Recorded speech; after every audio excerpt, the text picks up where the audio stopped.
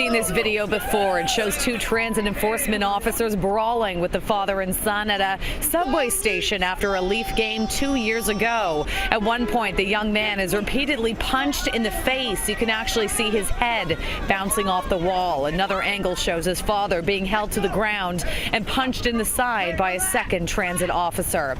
Well, this violent altercation took place here at Union Station back in 2015, and the video of it went viral. It's now at the center of a $4 million lawsuit that names the TTC and the two transit officers involved.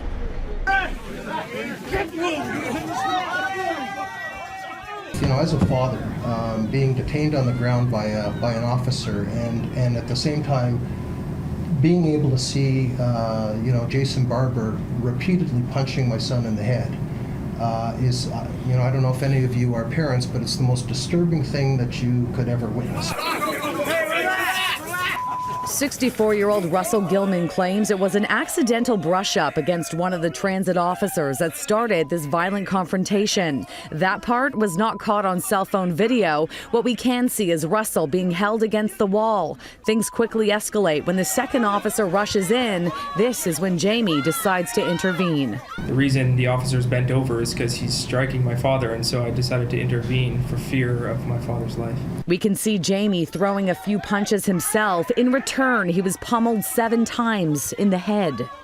We're alleging that there was an unlawful use of force, that there was an excessive amount of force. After the incident, it was Jamie and his father who were facing charges of assault, which were eventually dropped by the Crown about a month ago. Let's go!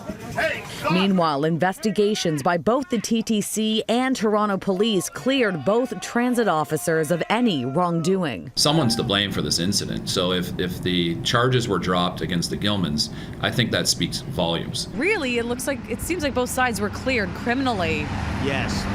Of anything that was going on. Yes. Now, all that means is that those investigators are of the view that there was no wrongdoing.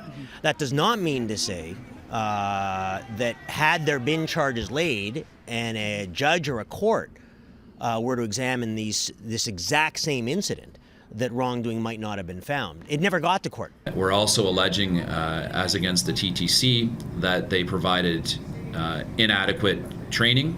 The TTC says it cannot comment on this case because it's now before the courts. What we have learned is that transit officers are trained through a Toronto police-approved third-party provider, an in-house training team, and a clinical psychologist. Each recruit receives more than 400 hours. And while transit officers do have the power to use reasonable force and make arrests, they're highly trained in de-escalating potentially violent situations. Jamie says he's been suffering headaches ever since those blows to the head and will no longer take the subway due to anxiety. Sort of, you think about it every time you walk past a TTC station or see a bus or see an officer or something like that. You're worried that, that something like that either could happen again, or that the shock of it initially happening. Now, for a closer look at this video, you can find the full version posted on our website, citynews.ca.